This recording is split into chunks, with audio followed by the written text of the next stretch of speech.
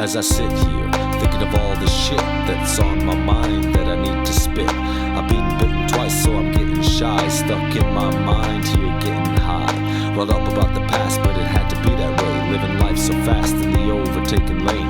Didn't think that I'd ever make it through the storm, but what I've come to learn is life goes on. You gotta keep taking the good with the bad and break away from the cycle before it drives you mad.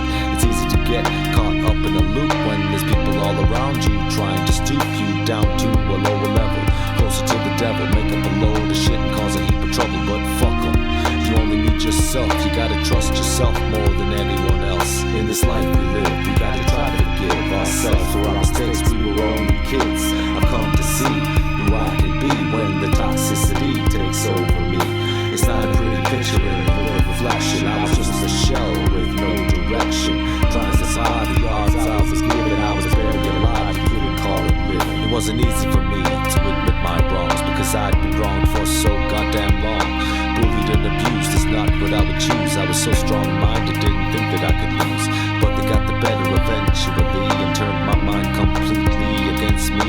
I nearly lost the battle a couple of times, but the will to live became stronger with time.